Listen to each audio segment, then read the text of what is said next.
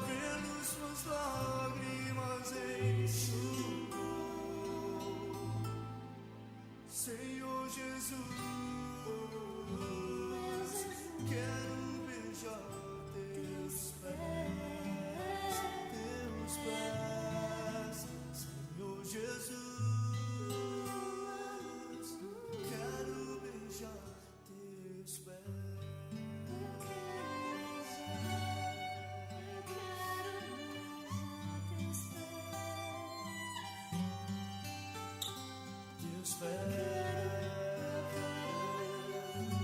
Beijar os teus pés,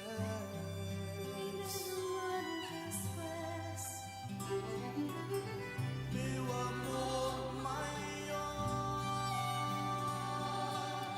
meu amor maior, meu amor maior, meu amor maior, meu maior amor, meu maior amor, meu amor maior, meu amor maior. Quero te abraçar, quero te beijar, quero te abraçar, quero te beijar, meu maior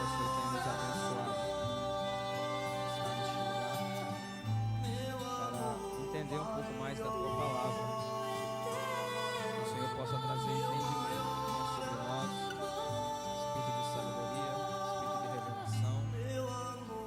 Ilumina os olhos do nosso entendimento para que possamos compreender a tua palavra, porque não é a letra, Deus, a qual nós buscamos, mas é a revelação. E é o teu Espírito, que é o mestre, que nos ensina a tua palavra, que ele possa trazer a tua voz ao nosso coração, para que possamos entender. Apresentamos a ti, ó Pai, este tempo, cada uma das vidas que estarão ouvindo esta palavra, através, ó Deus, presencialmente, online, através do canal no YouTube. Ó Deus, que o Senhor possa abençoar cada uma das vidas, liberar sobre elas, ó Pai, um entendimento. Abra o entendimento dos teus filhos, ó Pai.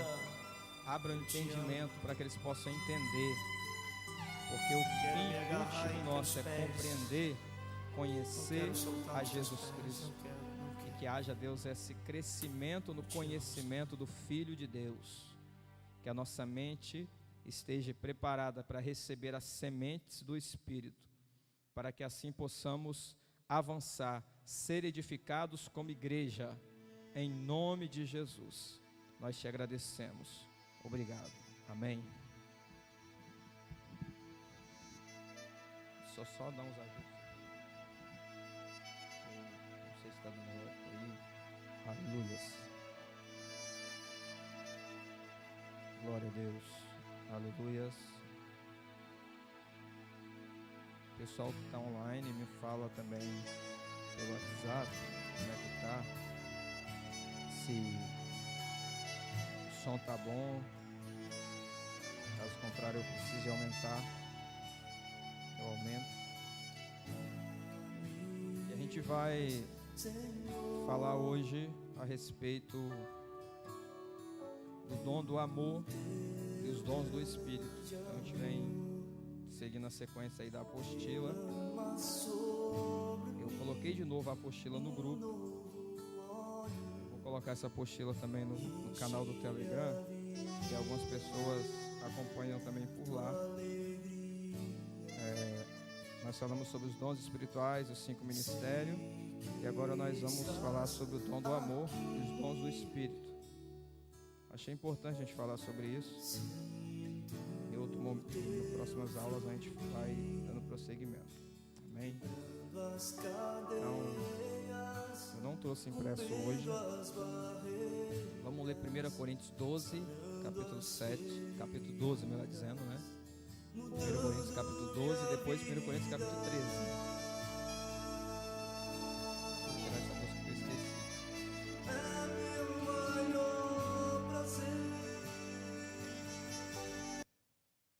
Aleluia. Agora sim.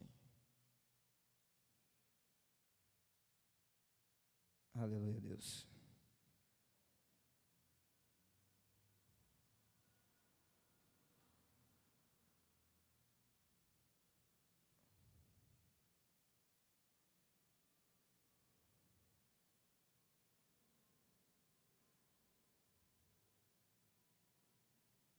Primeiro Coríntios 12, né? Deixa eu só enviar um arquivo aqui no canal do Telegram também. Página 10, o dom do amor e os dons espirituais.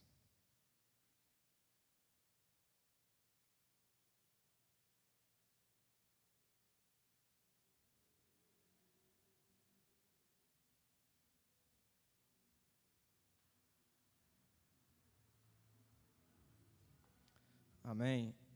Então, a gente lê primeiro 1 Coríntios 12, versículos 7 ao 10, depois a gente vai ler 1 Coríntios 13. Já coloquei aí na apostila o texto, para facilitar.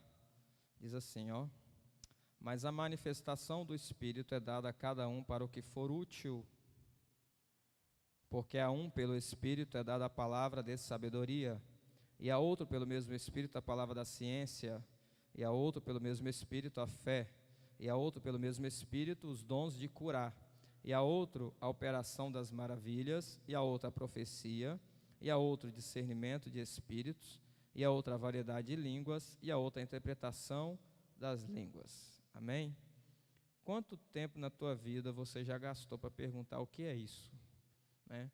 E a maioria dos cristãos, elas não, lamentavelmente, eles não deixaram de negligenciar a busca dos dons espirituais. Então aqui você tem a descrição de pelo menos 9 dons. E não são dons que se manifestam de formas idênticas, são dons que se manifestam de formas diferentes na vida de cada um, no ministério de cada um. Então não há uma igualdade na manifestação, porque a operação do Espírito é diferente na vida de cada um, porque o Espírito opera individualmente, particularmente na vida de cada um. Então, você tem às vezes um dom como o da profecia se manifestar de uma forma na vida de um e de outra forma na vida de outro, apesar de ter as suas similaridades, né? Tem coisas iguais, mas também tem suas particularidades. E a gente não vai agora falar sobre eles diretamente, mas eu trouxe esse texto porque nós vamos falar sobre os dons. E em outro momento nós vamos falar sobre cada um deles, o que é cada um desses dons. Então a maioria das pessoas não sabe. Se eu perguntasse para você, me explica o que é a palavra de sabedoria. A maioria dos cristãos não sabe, porque também, lamentavelmente, não foi ensinado para eles, né? Então, me explica o que é os dons de curar, a operação de maravilhas, tal. É claro, né? A gente está falando muito mais do que um entendimento intelectual. É necessário uma prática nos dons. E a gente tem incentivado a igreja para que a igreja possa buscar, porque isso já está liberado sobre nós. E os irmãos já têm visto a manifestação desses dons nitidamente. E é na vida da igreja, não é na vida apenas de pessoas que estão no altar, é na vida do corpo, né? Então, a igreja é o corpo de Cristo, né?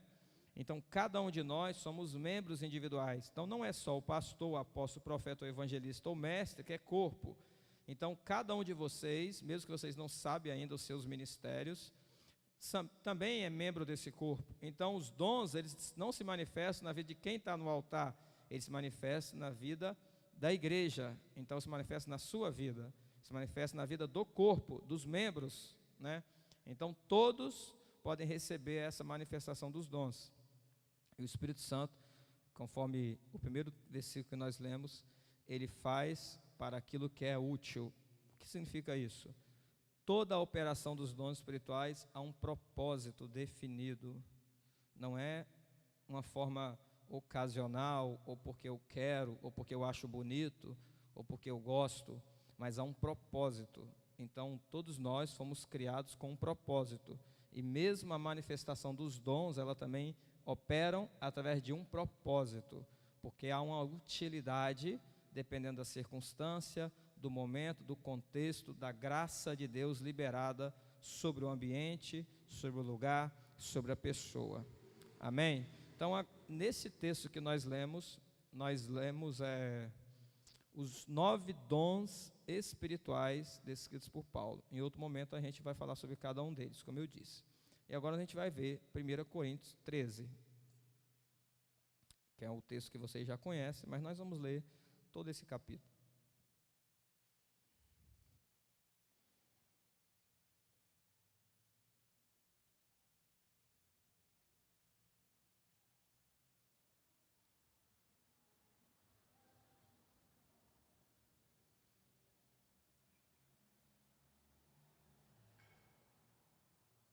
Então, 1 Coríntios 13 diz assim, a partir do primeiro versículo: ainda que eu falasse as línguas dos homens e dos anjos, não tivesse amor, seria como metal que soa, ou como o sino que tine. Ainda que tivesse o dom de profecia, e conhecesse todos os mistérios e toda a ciência, ainda que tivesse toda a fé, de maneira tal que transportasse os montes, e não tivesse amor, nada seria. E ainda que distribuísse toda a minha fortuna para sustento dos pobres, e ainda que entregasse o meu corpo para ser queimado, e não tivesse amor, nada disso me aproveitaria.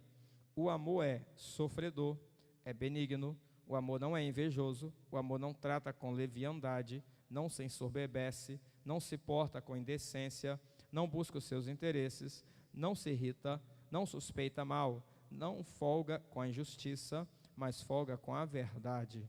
Tudo sofre, tudo crê, tudo espera, tudo suporta. O amor nunca falha, mas havendo profecias serão aniquiladas, havendo línguas cessarão, havendo ciência desaparecerá. Porque em parte conhecemos, em parte profetizamos, mas quando vier o que é perfeito, então o que é em parte será aniquilado.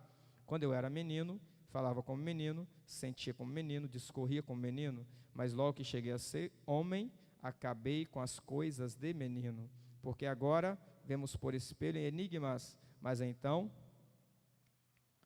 veremos face a face. Agora conheço em parte, mas então conhecerei como também sou conhecido. Agora, pois, permanece a fé, a esperança e o amor. Estes 3, mas o maior destes é o amor. Amém? Então, nós vamos falar um pouquinho a respeito dos dons, falar a respeito também desse 1 Coríntios 13, as relações.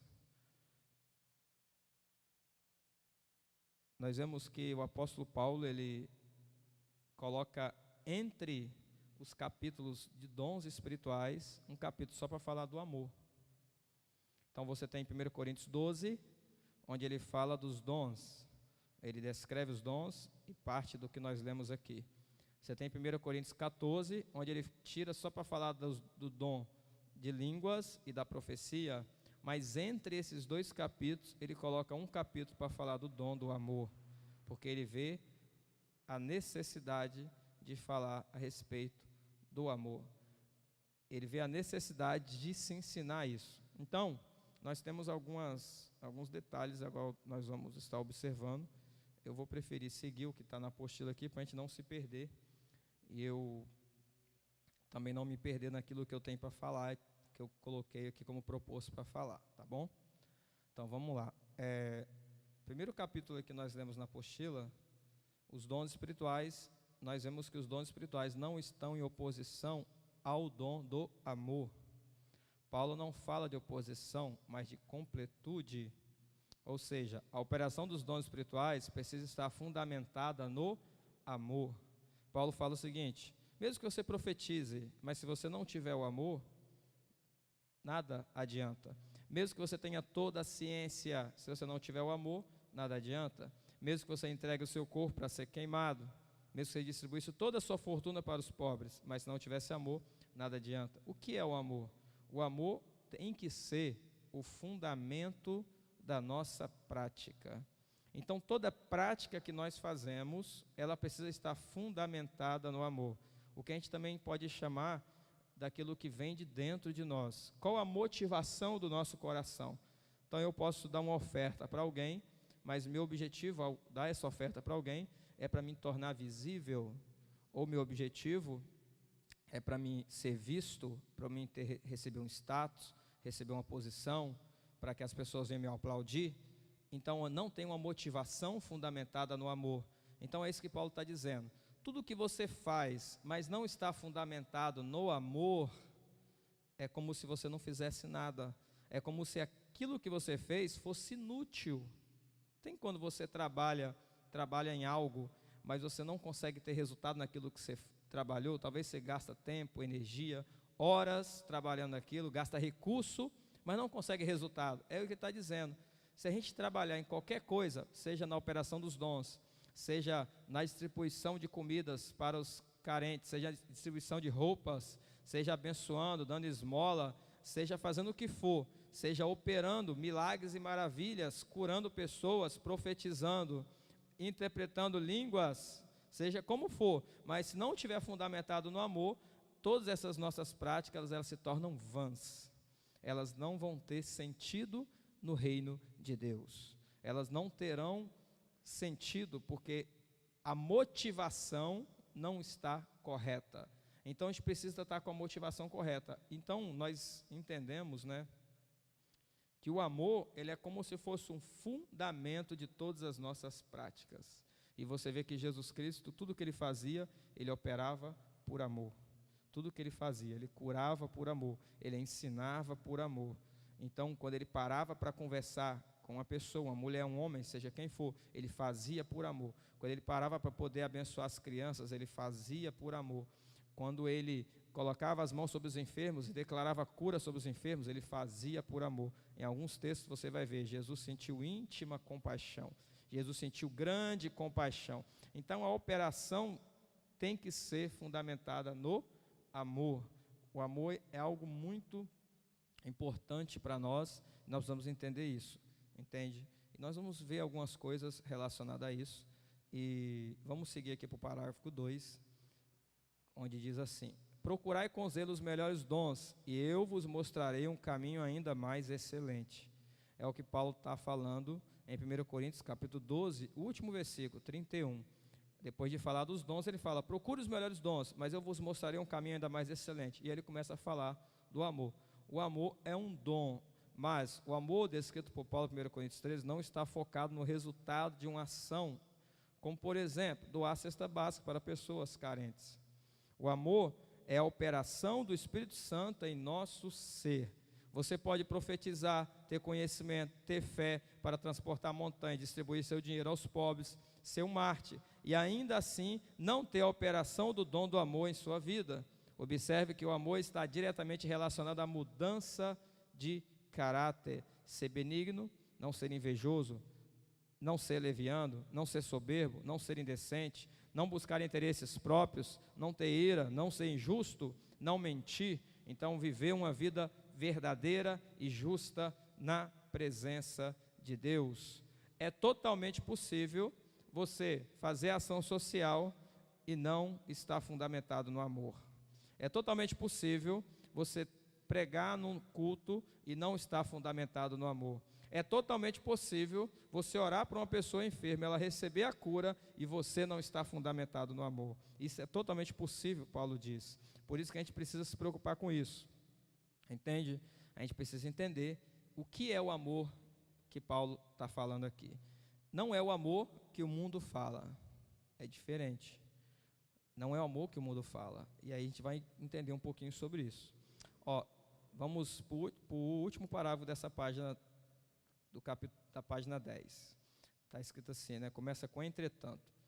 Entretanto, não basta apenas caráter. Eu falei a respeito de caráter, porque você vê que Paulo fala que quem tem amor não é invejoso, não é ambicioso, não é injusto. Pelo contrário, é justo, é verdadeiro, pratica aquilo que é de acordo com a vontade de Deus. Então, continuando aqui.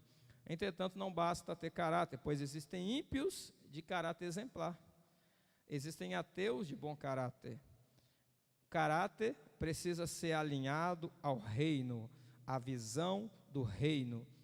Então, desta forma, ser justo na perspectiva humana não é suficiente, é preciso ser justo na perspectiva de Deus. Se você perguntar para o mundo o que é o amor, o mundo tem uma definição de amor. Se você perguntar para Deus o que é o amor, é diferente. A Bíblia fala que Deus é amor. A Bíblia fala que Deus é amor. Ela não diz que Ele tem amor, ela fala que Ele é, porque isso faz parte da constituição dele. Ser amor, manifestar a graça, manifestar a justiça. Mas o amor de Deus está relacionado a algo muito amplo, porque o amor de Deus está relacionado àquilo que Ele é.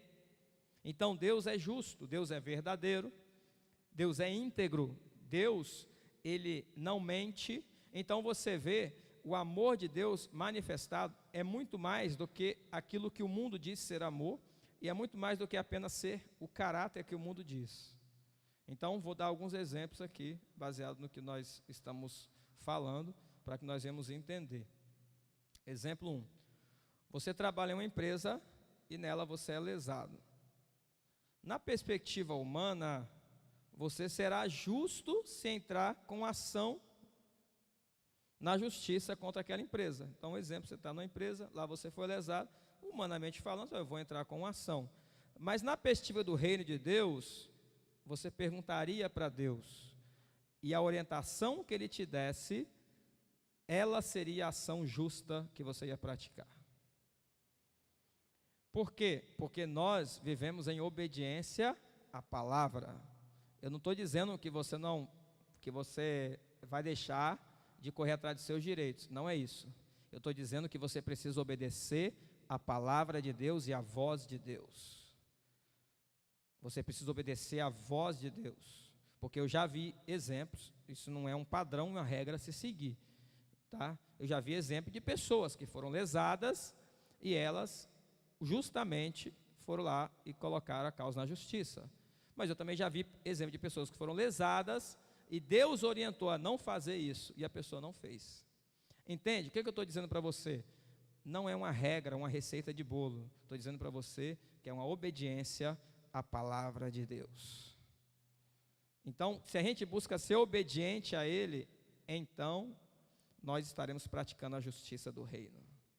Nós estaremos semelhante a Ele, entende? Então não existe uma receita. É porque o fulano trabalhou na empresa, um exemplo assim, né? O fulano trabalhou na empresa, ele foi lesado, ele colocou na justiça. O ciclano trabalhou na empresa, ele foi lesado, ele colocou na justiça. O Beltrano trabalhou na empresa, ele foi lesado e colocou na justiça. Então eu também vou fazer isso. Mas se você buscar a orientação de Deus, pode ser que essa não seja a orientação de Deus para a sua vida. O que eu estou dizendo é que nós precisamos obedecer a Deus em tudo. Em tudo. Obedecer a Deus em tudo. E se você obedecer a palavra dEle, pode ter certeza que Ele vai ser a sua justiça. Ele vai ser o seu advogado. É Ele que vai julgar a sua causa. E aquilo que aparentemente parece perda, lá na frente será lucro para a tua vida. É diferente, entende? A gente precisa seguir não os padrões do mundo, mas seguir os padrões de Deus. Porque se você perguntar, o que é amor para a sociedade? Amor é aceitar as pessoas como elas são. Por isso é uma definição de amor, não é? A sociedade poderia definir isso. Amor é aceitar as pessoas como elas são. Mas se você for para a palavra de Deus, isso não funciona. Por quê? Porque na Bíblia, na palavra de Deus, nós estamos constantemente sendo moldados, transformados. Porque nós caímos por causa do pecado que está em nós, por causa do egoísmo, da ambição, da queda do homem. E aí, por causa disso, nós estamos constantemente sendo transformados, sendo moldados. Então é diferente. Então Jesus chama todos os pecadores, mas os pecadores se convertem e mudam de vida. Então, aqueles que praticavam o pecado não praticam mais, aqueles que roubavam não roubam mais, aqueles que mentiam não mentem mais, aqueles que adulteravam não adulteram mais. Então, amor não é simplesmente aceitar as pessoas como elas são. Amor no reino de Deus está diretamente relacionado a cumprir a justiça do reino. Está diretamente relacionado a cumprir os princípios do reino de Deus. E os princípios do reino de Deus é a palavra de Deus. Quando você vê na palavra, na Bíblia, a palavra mandamento, né? Em alguns momentos você vê essa palavra. Esta palavra mandamento significa, em hebraico, é davá. E isso é o quê? É a palavra de Deus. Nós devemos obediência à palavra de Deus, aquilo que Deus diz. Por isso que eu estou falando para você que é fundamental você buscar a orientação de Deus para tudo, para você ser obediente à palavra. Quando você é obediente à palavra, então você consegue crescer e frutificar e ter resultados no reino de Deus. Porque a palavra que Deus libera é ela que nos sustenta. Entende? Vamos lá.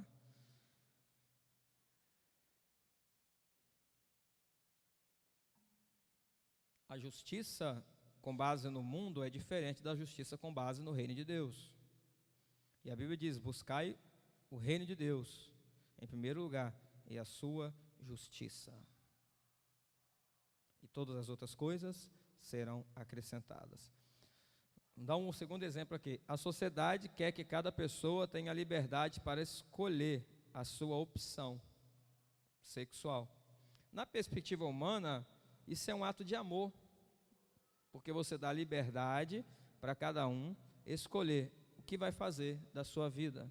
Mas na perspectiva de Deus, isso não é um ato de amor, isso é rebeldia, porque na perspectiva de Deus, nós devemos obediência a Ele, aquilo que Ele orienta. Então isso vale não apenas para esta área sexual, mas para todas as outras áreas, para tudo que você vai fazer.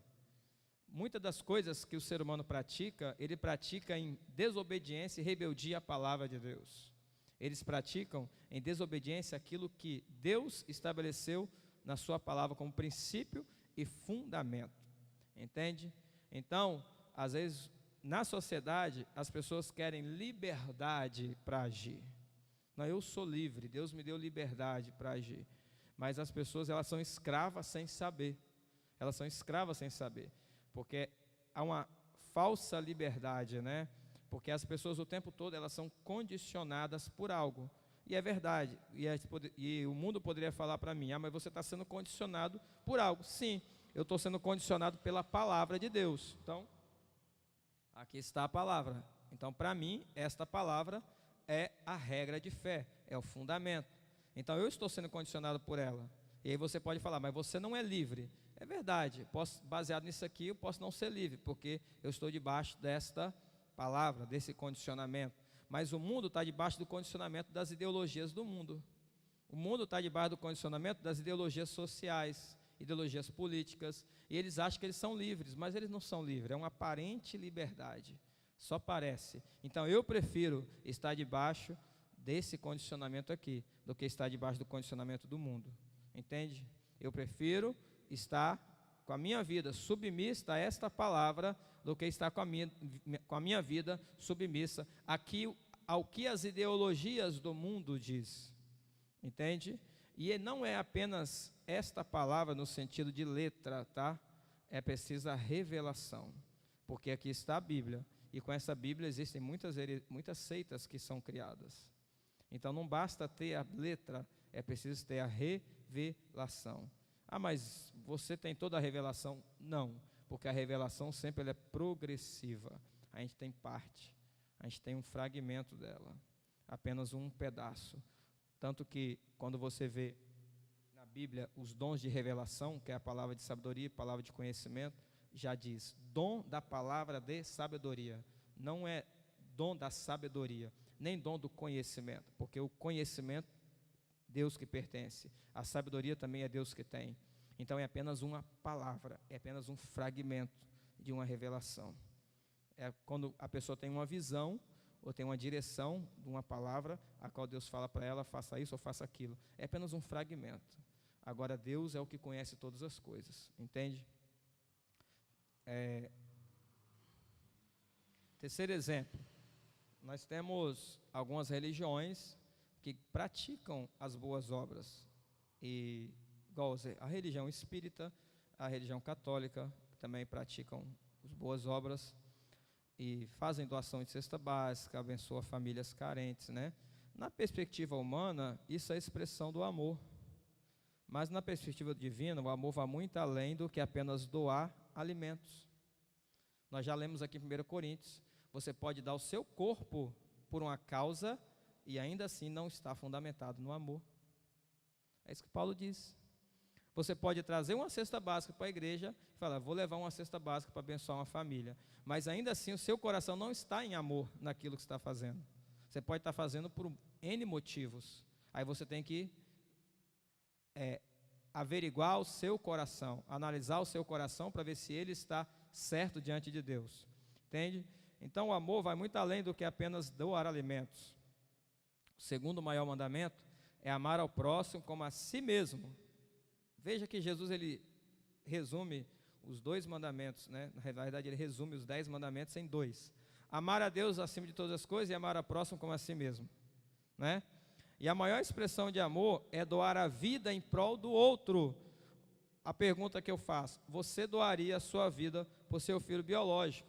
A maioria dos pais e das mães doaria a vida pelo filho biológico. Então existem pais aqui e mães.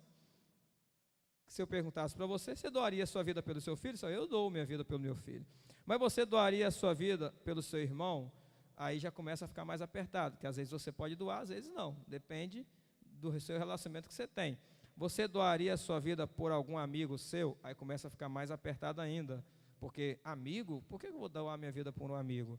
Você doaria a sua vida por um inimigo? Aí o negócio fica mais estreito.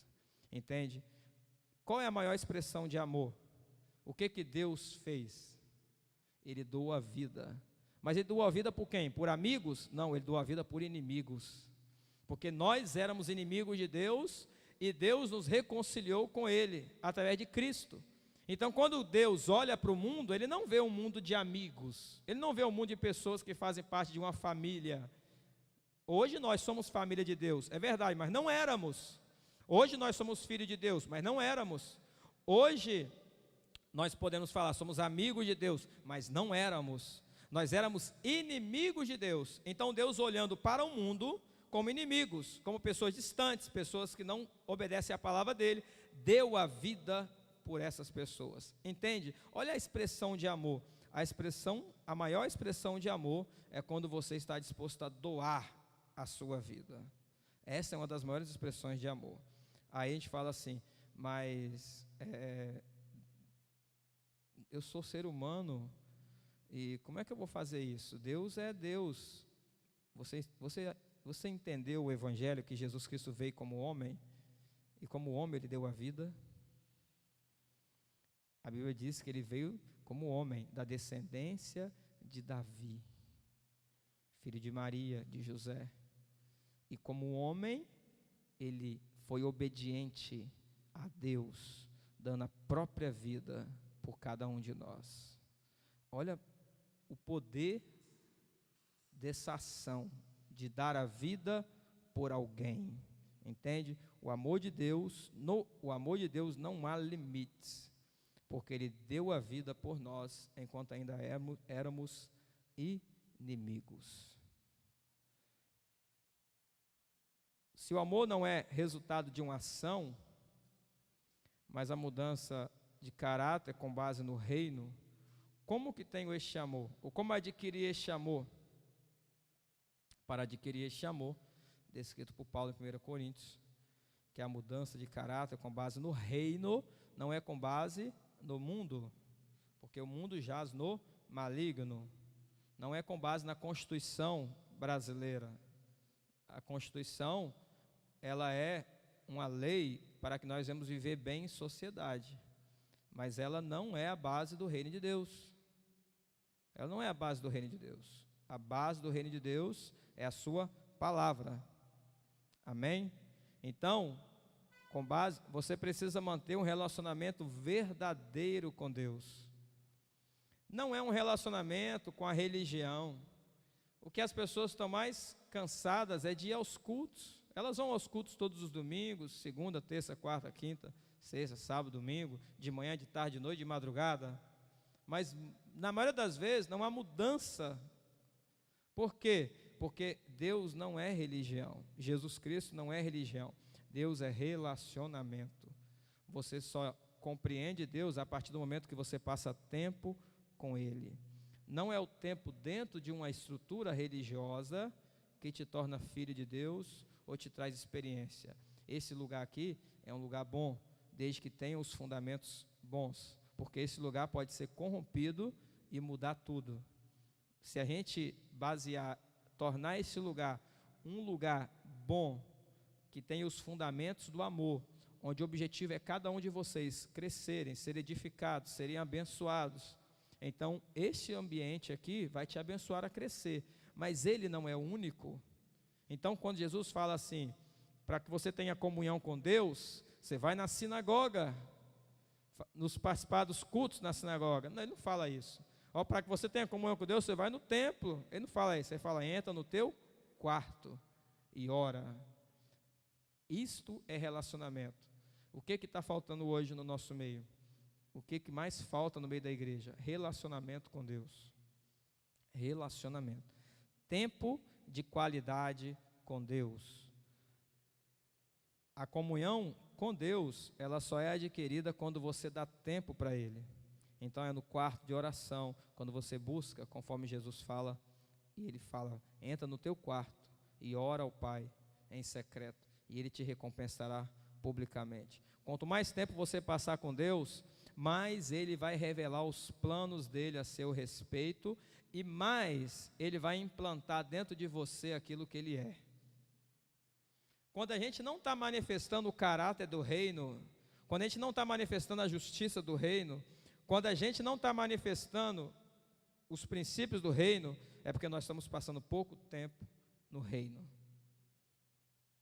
Porque quando você passa muito tempo com uma pessoa, e aquela pessoa é uma pessoa de muita influência, é natural que você seja influenciado por ela, e fale igual a ela, ande igual a ela, coma igual a ela, viva igual a ela, vista-se igual a ela. Então, quando você passa tempo com uma pessoa, que aquela pessoa é uma influência para você, entende? Aquela pessoa é influência para você. Então,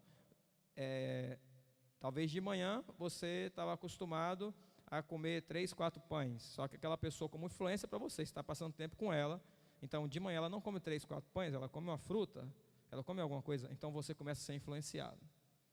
E no almoço, na caminhada, no trato com as pessoas, na fala, talvez a fala de muitas pessoas são falas de violência, falas de agressividade, mas aí você passa tempo com muita pessoa que é simples, que é humilde, então você começa também a ser moldado por aquilo, entende?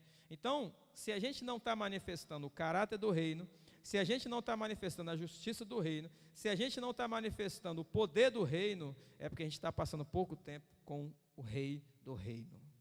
E a gente precisa mudar isso. E a gente precisa passar tempo com Deus. É isso que vai fazer você crescer. É isso que vai nos fazer crescer. Amém? Então, assim, nós temos compreendido que em Deus você vai avançando progressivamente. A gente poderia pensar assim como se fossem níveis, né? Mas é só uma forma didática para você entender. Então, se a gente pensar didaticamente, é como se a gente fosse passando de fase, passando de níveis. É igual uma escada que você vai subindo. Então, você sobe o primeiro degrau, você sobe o segundo, sobe o terceiro, o quarto, daqui a pouco você subiu um andar. Tem aí 16, 17 degraus, não sei. Aí daqui a pouco você vai para subir para o segundo andar. E aí você vai. É por etapas. Então, o crescimento nosso em Deus, ele se dá por etapas. Não é da noite para o dia que a gente vai crescer. Não é assim, entendeu? Quando você vai subir um prédio de 10 andares, você não está no chão e pula e vai lá em cima. Você não tem essa capacidade. Não é assim que funciona. Porque existe uma etapa. Se for subir pelo degrau, você vai degrau por degrau. Seja como for, você sempre vai precisar passar por etapas. Então, em Deus, a gente passa por etapas, por níveis. E esses níveis vão fazendo a gente crescer. E quanto mais tempo a gente passa em Deus, mais a gente vai conseguir avançar, mais a gente vai ser igual a Ele, mais a gente vai manifestando o caráter do reino. Então, existem níveis, e esses níveis vão nos fazendo mudando. Então, eu dei um exemplo aqui, que é o seguinte, né? Um exemplo de honestidade. Você poderia falar assim, eu sou uma pessoa honesta. A gente pode falar isso, não, eu sou honesto. Aí, alguém chega para você e fala assim, ô fulano, se você fizer isso aqui, aí é uma coisa que vai burlar a lei. Vamos pensar um ato que vai burlar uma lei. Olha, eu te dou R$1.000 para você fazer isso aqui. Você assina esse documento aqui e a gente vai ganhar esses R$1.000 aqui fácil, sem fazer trabalho nenhum. Aí você fala, não, eu não posso fazer isso porque eu sou filho de Deus. Eu não posso fazer isso. E talvez o seu caráter, você consegue rejeitar R$1.000 como propina, como suborno. Mas se esses mesmos exemplos acontecer e a pessoa falar, ô fulano, vamos fazer isso aqui, você assina esse documento e a gente vai ganhar cada um R$1 milhão. Aí começa já a ficar pesado. Por quê? Porque às vezes você não está com caráter preparado para rejeitar, renunciar a R$1 milhão. Principalmente se a pessoa está, às vezes, vivendo uma vida de necessidade, de carências, às vezes trabalha como a gente trabalha, e às vezes o salário não dá para o mês todo, e isso aqui ele vai. E aí, quando aparece alguém te oferecendo algo muito fácil, vai depender do nível do seu caráter para você aceitar ou não. Entende? As pessoas que estão na política hoje, antes de elas serem políticas, elas são seres humanos, elas fazem parte da sociedade. As pessoas, elas criticam, né? Ah, mas os políticos são ladrões. Mas os políticos, antes de ser político, ele é ser humano. Ele faz parte da sociedade. É porque a sociedade brasileira é uma sociedade que dá o jeitinho. Então você vê crentes que vai no supermercado e ele dá uma nota de 50 e paga lá um bolo que valeu R$40. Aí a atendente do caixa, ela engana-se, pensa que ele deu uma nota de 100 e ela dá o troco como nota de 100. Ele sai agradecendo a Deus ainda porque Deus abençoa ele. Entende? Por quê? Porque é um povo que vive na injustiça. Isso não agrada ao reino de Deus. Então a gente precisa elevar o nosso nível de justiça. A gente precisa elevar o nosso nível de justiça. A gente não pode aceitar as coisas como elas são e não pode andar no jeitinho brasileiro. Os fins justificam os meios. Ah, não, é por uma boa causa. Então a causa é boa, então vale a pena a gente roubar, vale a pena mentir, vale a pena dar um jeitinho aqui, mas no final é uma boa causa. Não funciona isso no reino de Deus. Porque é uma boa causa, você mente, rouba, adultera, faz o que for, só porque é uma boa causa, no reino de Deus não funciona assim. O reino de Deus é diferente. O reino de Deus é um reino de justiça. Jesus Cristo não fez nada porque era uma boa causa, ele fez debaixo da obediência da palavra de Deus. Entende? Então é isso que eu estou dizendo para você. Às vezes você tem um nível de honestidade, e esse nível de honestidade você consegue renunciar uma propina de R$1.000, mas você não conseguiria renunciar uma de 1 milhão, ou uma de 10 milhões, ou uma de 100 milhões. Entende? Por quê? Porque precisa ser trabalhado dentro do caráter. E isso aí não é o homem que faz, é só o Espírito Santo. É só o Espírito Santo, porque existe um princípio. É o Espírito Santo que libera o amor de Deus no nosso coração. Romanos, capítulo 5, versículo 5. Nós recebemos o amor de Deus por meio do Espírito. Então, este amor, ele vai transbordando dentro de nós, entende? E ele vai nos fazer ser fiel à palavra de Deus, fiel ao Senhor. Então, nós vamos crescer. Olha só, é tempo de nós crescermos espiritualmente. A salvação é apenas uma porta que você entrou. Então a salvação é uma porta. Após essa porta existe um caminho que você vai trilhar. Você entende que a Bíblia diz que nós somos como peregrinos? A Bíblia diz que nós estamos numa jornada. A Bíblia diz que nós estamos avançando, crescendo.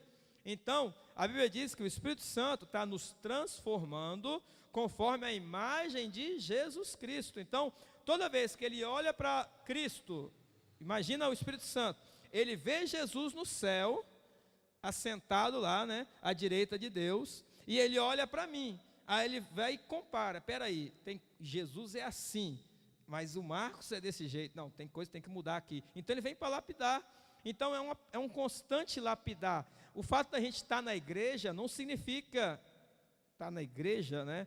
A gente ter aceitado a Cristo, a gente ter vindo para cá, fazer parte de uma denominação, a gente aceitou a Jesus, levantou a mão, não significa que acabou, não.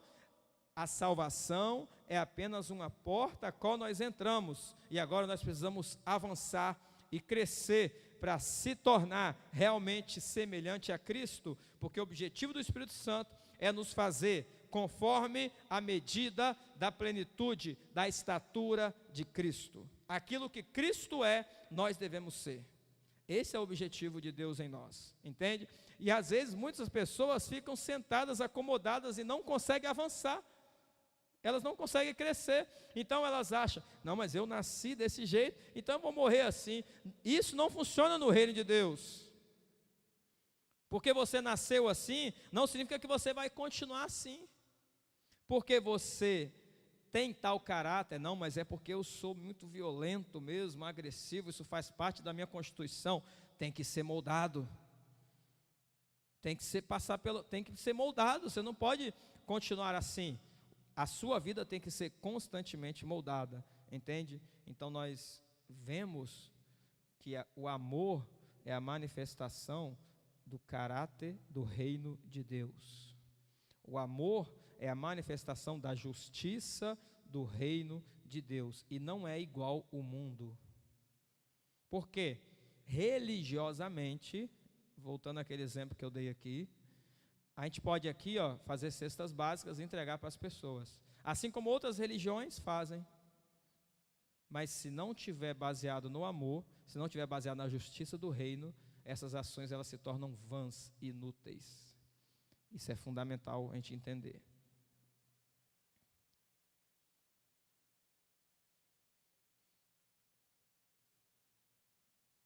Por isso que Paulo fala aqui, porque ele dá exemplo de dons espirituais em 1 Coríntios 13.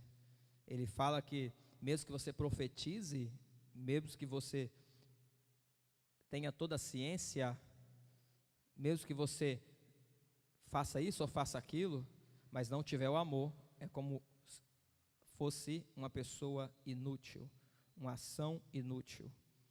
Com a relação à operação dos dons descrito por Paulo em 1 Coríntios, ele não está dizendo que você não deve profetizar, ou que você não deve operar no poder de Deus. Ele não está dizendo isso. O que ele está dizendo é que você precisa ter como fundamento destas práticas o amor. Você precisa ter como fundamento da profecia, dos dons, da operação de maravilhas, das curas, das revelações, da doação, das esmolas, do dízimo, da oferta, da primícia, seja o que for que você faça, o fundamento tem que ser o amor. Senão, nada adianta. Em momento nenhum, Paulo desmerece os dons espirituais, porque muitas pessoas desmerecem os dons espirituais, mas Paulo não está fazendo isso, tanto que Paulo era uma pessoa que operava nos dons espirituais. Mas em momento nenhum, Paulo desmerece os dons espirituais, ao contrário, ele impulsiona a igreja a buscar, ele impulsiona você a buscar. Ele fala em 1 Coríntios 14, 1. Segue o amor e procurai com zelo os dons espirituais. Ele impulsiona a igreja a buscar. Ele não está dizendo que você tem que deixar os dons espirituais e viver uma vida de amor. Não é assim que funciona. Entende? Assim também vós, como desejais dons espirituais, procurai sobejar neles para a edificação da igreja.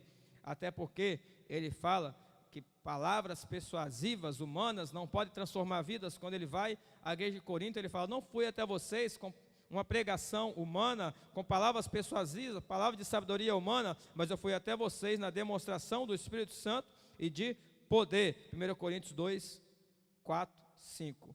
Porque Paulo era um homem muito usado nos dons espirituais, mas ele tinha como fundamento o amor. O que nós estamos dizendo até agora é que não existe oposição entre manifestar o amor e manifestar os dons. Não há oposição. O Espírito Santo, não sei se você já prestou atenção, o Espírito Santo, em Gálatas, Paulo falando a respeito do Espírito Santo, ele fala do fruto do Espírito. Então existe o fruto do Espírito. O fruto do Espírito gera o caráter de Cristo em você. O fruto do Espírito molda você conforme a imagem de Jesus Cristo. Isso ele fala em Gálatas. Mas ele também fala que nós devemos ser cheios do Espírito. Ele fala, não se embriagueis com vinho em que há contenda, mas enchei-vos do Espírito. O enchimento do Espírito é para manifestar o poder de Deus na tua vida. E essas duas coisas não andam separadas, elas andam juntas. O caráter, o amor, a manifestação do amor do reino de Deus e a manifestação dos poderes do reino. Então, de um lado você tem o fruto que molda o meu ser, quem eu sou, a minha constituição. Do outro lado você tem o Espírito, o poder de Deus, que opera através de mim para atingir outras pessoas, para atingir a igreja, para edificar os membros, entende? Então, não há oposição entre amor e manifestação do poder de Deus. Não há oposição. Você vê hoje igrejas que pregam o amor, mas eles não falam do poder de Deus e nem têm operação do poder de Deus. Você conhece alguma igreja assim? Eles pregam amor, tem que amar, tem que abençoar as pessoas, tem que suportar, tem que ter o caráter de Cristo. É verdade, não estou desmerecendo isso. E é isso mesmo. Mas eles não pregam a respeito do poder de Deus, da unção, dos dons e dos milagres. E eles falam que é o amor, que é tudo. Eles não entenderam, porque Paulo, quando fala em 1 Coríntios, ele fala que ainda não veio o que é completo. A carta que nós lemos, 1 Coríntios, deixa eu ver o versículo. Quando eu era menino, falava com menino, sentia com menino, discorria com menino. O anterior. O amor nunca falha, mas havendo profecias serão aniquiladas, havendo línguas cessarão, havendo ciência desaparecerá, porque em parte conhecemos, em parte profetizamos. Quando vier o que é perfeito, então o que é em parte será aniquilado. O que ele está dizendo? Hoje nós temos parte da revelação, parte dos dons. Quando vier o que é perfeito, o que é em parte será aniquilado. Mas não veio ainda o que é perfeito. Paulo está falando após a vinda de Jesus Cristo, após a morte e ressurreição de Jesus Cristo. E ainda nós aguardamos a perfeição. Como nós estamos aguardando a perfeição, ainda nós estamos nos movendo naquilo que é em parte. Então o conhecimento é em parte, a sabedoria é em parte, a operação é em parte, as línguas é em parte. Mas quando vier o que é perfeito, então essas coisas desaparecerão. É verdade, porque na perfeição do reino de Deus, ninguém vai precisar orar por ninguém para ser curado, porque não haverá enfermos. Na perfeição do reino de Deus, ninguém vai precisar receber dom de revelação, porque uns conhecerão aos outros, nós conheceremos a Deus como somos conhecidos. O conhecimento será expandido, pleno, tanto da nossa parte, uns para com os outros, tanto para Deus. É isso que Paulo está dizendo. Mas ainda nós vivemos num tempo de imperfeição. Então, ainda existe a operação dos dons, a operação dos milagres. Entende? Porque muitas pessoas usam o texto de 1 Coríntios para distanciar muitos crentes do poder de Deus. E não é verdade. Porque o apóstolo Paulo, que está escrevendo a carta de Coríntios, está escrevendo capítulo 13, ele foi um homem que por onde ele passava, ele operava nos dons espirituais. Mas ele deu a vida dele pelo Evangelho. Ele deu a vida dele pelo Evangelho. Então ele tinha a manifestação do amor de Deus, porque tudo que ele fazia baseado no amor. Mas por onde ele passava, se ele encontrasse um enfermo, ele orava. Se ele encontrasse um morto, ele mandava ressuscitar. Por onde ele passava, Deus usava ele em todos os dons, na operação dos... Então você vê a manifestação do poder de Deus na vida deste homem. Entende? Isso é importante a gente entender. A transformação interior ocorre, eu estou na parte final, agora o último parágrafo da página 11. A transformação interior ocorre quando a palavra de Deus, a espada do Espírito, entra em seu ser, agindo com poder. Então a gente o tempo todo precisa ser transformado. Nosso interior precisa ser transformado. A gente está sendo moldado conforme a imagem de Jesus Cristo. Nós somos predestinados para ser conforme a imagem de Jesus Cristo. Então, você não pode passar um ano e não ter um crescimento espiritual em Deus. Se passa um ano e você não tem um crescimento espiritual em Deus, tem coisa errada na tua vida? Então, nós estamos em 2022. Avalia o tempo que você já passou. Nós estamos praticamente já indo para o final do mês de setembro. Já foi 8 meses, nós estamos no mês 9 e já está indo para o final. Olha para trás.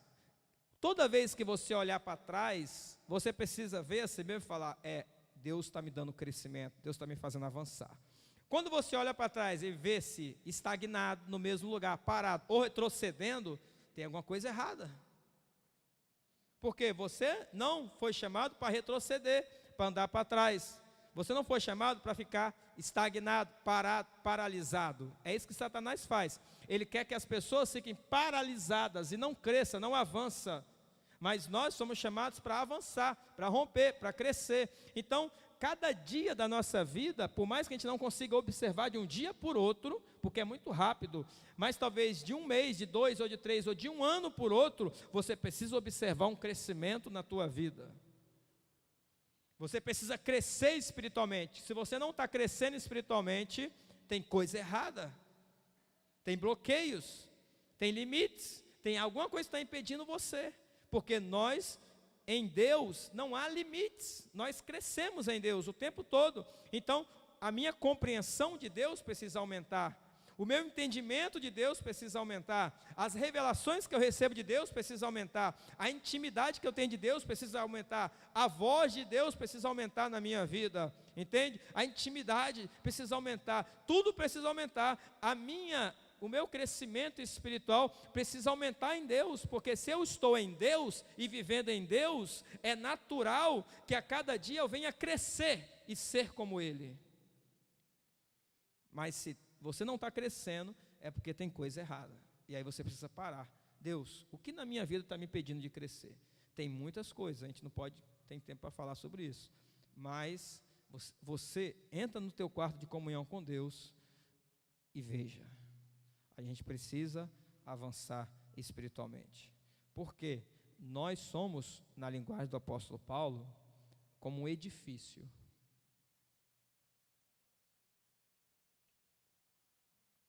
Imagina que você contrata uma empresa. Aí você compra o terreno aqui no bairro. Aí você contrata uma empresa para construir um prédio para você de 10 andares. Aí você contrata a empresa, faz o primeiro pagamento, tem toda a planta certinha, já sabe o que vai fazer. Aí você deixa na mão da empresa aquele prédio que vai ser construído de 10 andares. Aí você vai e viaja, vai para outro estado, outro país. Aí passa 2, 3 meses, você volta. Aí a empresa fez a fundação, começou a levantar ali alguma coisa. Aí, está crescendo. Apareceu já o térreo, né, ali da fundação. Aí você fala, posso viajar, que quando eu voltar, vai estar bem estruturado esse prédio. Aí você viaja novamente. Quando você volta, que estava no térreo, continua no térreo.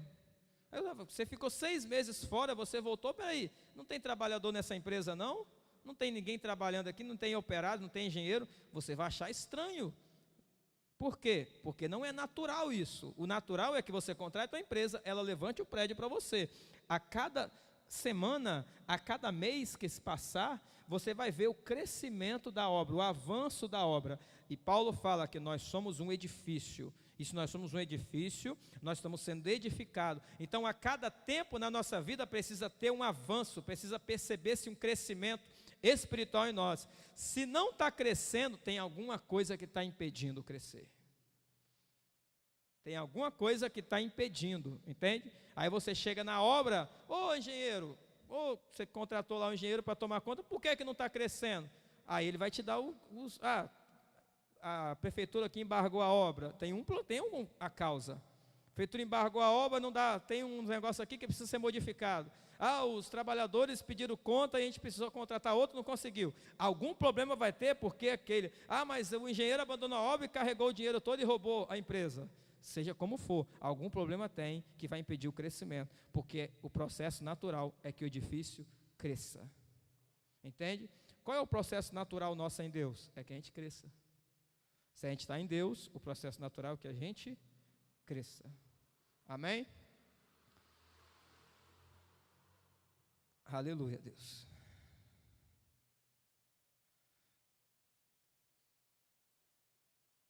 Veja bem, nós vamos agora para a página 12. E a pergunta que eu fiz inicialmente aí, deixa eu ver quantas páginas que tem, para a gente poder terminar isso aqui. Apesar que eu não tenho pressa, irmãos, também, tá? A pergunta que eu fiz inicialmente, não tenho pressa de terminar hoje. A gente vai até o horário nosso, que é 9h30. E aí, a gente vê até onde vai dar.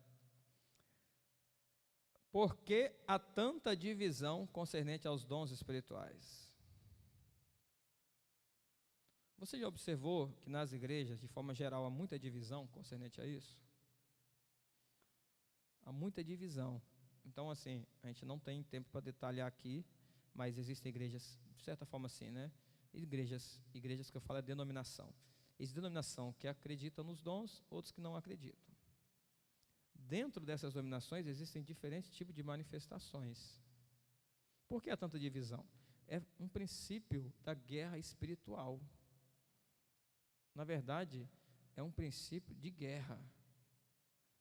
Porque o objetivo de Satanás é dividir para conquistar. Ele sabe que uma casa dividida não pode prosperar. Olha o texto de Lucas, capítulo 11, versículo 17, que já está no texto aí, ó. Todo reino dividido contra si mesmo será assolado. E a casa dividida contra si mesmo cairá. O que Satanás ele faz? Ele infiltra nas denominações, infiltra na mentalidade das pessoas, através das suas teorias, das suas filosofias, seus sofismas. Ele infiltra na mente das pessoas, infiltra-se nas doutrinas da igreja, porque pensando em doutrina da igreja, no sentido, né, assim, né, entre aspas, porque a gente só tem uma doutrina, que é a palavra de Deus, mas ele infiltra-se dentro das denominações, através de líderes, através de pessoas. Então ele divide. E por que ele divide? Porque ele quer conquistar. Faço uma pergunta, você não precisa responder aqui audivelmente, não. Nós estamos no bairro Jardim Tropical, na Serra, no Espírito Santo. Você acha que as igrejas desse bairro são unidas? Nós já tentamos, na igreja que eu servia antes, há um tempo nós tentamos reunir pastores. Nós fizemos convite para pastores para tentar reunir e alinhar algumas coisas. Se eu não me engano, nenhuma das reuniões que a gente convidou muitos pastores desse bairro, que tem mais de 100 igrejas nesse bairro, então se tem mais de 100 igrejas, tem pelo menos 100 pastores, né? Porque cada igreja evangélica tem um pastor. Pelo menos um, porque a igreja tem muito mais. E a gente teve, numa reunião que a gente marcou, 6 pessoas. Por que tem isso? Porque o objetivo de Satanás é dividir. Se ele divide, quando ele divide um reino, o reino perde a força e perde o poder. Nós estamos aqui, ó, no nosso ministério. Se nós deixarmos Satanás dividir, o reino perde a força e perde o poder. Entende? Na sua casa, é você, sua esposa ou esposo e mais filho. Divide a casa, você vai conseguir alinhar? Se tiver pensamento divergente, você não avança. Porque a esposa fala assim, nós vamos comprar isso. Aí o esposo fala, não, precisamos comprar isso. Aí fica aquela briga. Não, a gente precisa investir nisso aqui. Aí o outro fala, a gente precisa investir nisso aqui. Aí o filho fala, não, é no outra coisa que a gente tem que investir. Fica aquela divisão, não consegue crescer. Porque quando se divide, então cai, rui. Então o que Satanás faz? Ele usa essa estratégia de guerra, que é dividir. O que Satanás faz na sociedade? Ele divide a sociedade em grupos. Então existe, eu não sei todas as siglas dos grupos. Olha os partidos políticos. Existe o de direita, existe o de centro-direita, existe o de centro, existe o de esquerda, existe o de centro-esquerda. E dentro desses partidos existem N divisões. Os que são liberais, os que são progressistas, os que são conservadores, e aí vai. Olha dentro da sociedade as ideologias. Então tem o feminismo, tem o grupo LGBT, e tem o grupo tal, e vai se criando essas divisões, porque quanto mais dividida a sociedade, mais fragmentada ela fica, e quanto mais fragmentada, mais fácil de conquistar. Isso é uma estratégia de guerra. E é isso que Satanás faz. Ele divide a sociedade. O que Deus fez na Torre de Babel? Você lembra? Eles não falavam a mesma língua. Gênesis capítulo 11. O que ele estava fazendo? Construindo uma torre, e eles falavam, nós vamos chegar até o céu. Quando tem unidade, você cresce e avança, e você consegue romper, você consegue fazer crescer, você tem unidade. Então ali em Gênesis capítulo 11, na Torre de Babel, existia unidade, existia um alinhamento de pensamento, um alinhamento de direção, de objetivo, de missão, de visão. E aí, o que Deus faz? Opa, vamos descer lá, porque eu preciso fazer alguma coisa. Porque o que eles estão fazendo aí, eles vão se expandir, crescer, vão chegar até aqui. Então, a palavra que Deus usa é, se eles continuarem, nada vai deter eles. Isso é muito sério, irmãos. Um grupo que continua alinhado no mesmo pensamento, no mesmo objetivo, nada detém este grupo.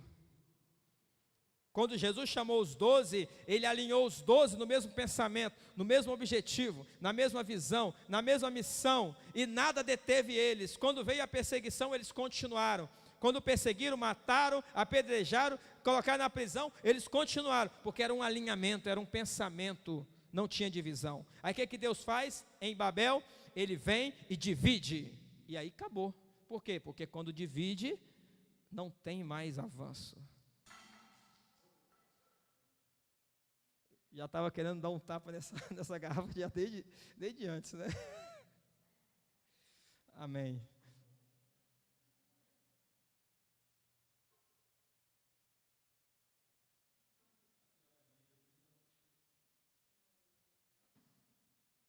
Amém. Irmãos, entende o que eu estou dizendo? Isso é muito sério.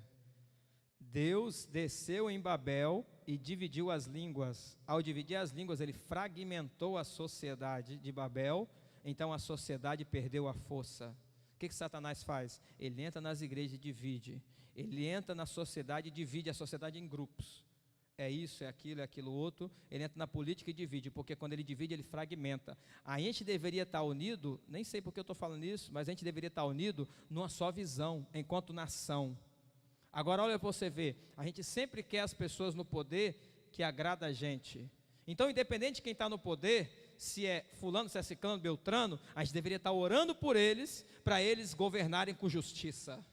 Entende? Agora, quando entra uma pessoa no poder, quem que te fala? Essa pessoa não é que me agrada, tomara que ela caia, tomara que aconteça isso, tomara que ela saia, tomara que ela perca, tomara que aconteça alguma coisa, e você até amaldiçoa e pragueja a pessoa, e até deseja a morte, fazendo feitiçaria contra as pessoas, porque isso é feitiçaria, entende? E aí a gente não deveria fazer isso. Independente da pessoa que está no governo, a gente deveria estar levantando as mãos e abençoando, que Deus abençoe, que Deus faça que a justiça seja estabelecida através da presidência, através do Senado, através da Assembleia Legislativa, através dos ministros do Supremo, através de todas as instâncias da sociedade, que seja estabelecida a justiça, e quem estiver sentado nessas cadeiras aí, que exerça a justiça do reino de Deus. Nós deveríamos estar fazendo isso. Mas o que nós fazemos? Nós alimentamos a divisão que Satanás vem e traz. Isso é muito sério. Nem estava na programação falar isso, tá, irmãos? Mas eu estou dizendo para você, a gente precisa estar alinhado no mesmo pensamento. Amém? Então, o que Satanás faz? Ele divide para conquistar. Ele fragmenta os grupos, porque quando você fragmenta, você conquista. Então, é um grupo que apoia o fulano, é um grupo que apoia o ciclano. Não vou dizer que não existe democracia, porque a democracia é algo assim. Mas democraticamente, né, existem tudo isso. Vamos pensar na política, existem os partidos, existem as posições, as ideologias, as ideias, é verdade. Mas seja quem for que estiver lá, a gente deveria orar para ele exercer um governo justo e não amaldiçoar. Entende? É diferente. Então a gente precisa ter a consciência do reino. Então vamos lá. Voltando aqui agora, né, a gente fez uma volta. Voltando aqui agora, que tem 3 coisas que eu quero falar que é importante para nós. Eu já falei um pouco antes e eu volto a dizer, porque isso é fundamental.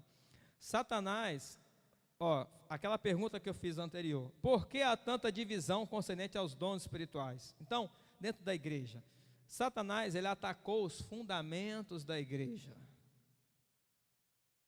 Quando você vai derrubar um edifício, você não ataca o teto, lá em cima, você ataca o pilar central, que é o fundamento. Então, se nesse edifício aqui, o pilar central fosse essa coluna, então é ela que você vai atacar. Se vamos pensar que não seja ela, fosse a outra lá, é ela que você vai atacar. É isso que Satanás faz. Ele identifica os pilares centrais, que são fundamentos para atacar. Isso é importante a gente saber disso, e até porque também a gente precisa interceder pelas pessoas que são colunas, tanto na igreja, tanto na sociedade, na política, porque essas pessoas são colunas e fundamentos. Obrigado, Mateus.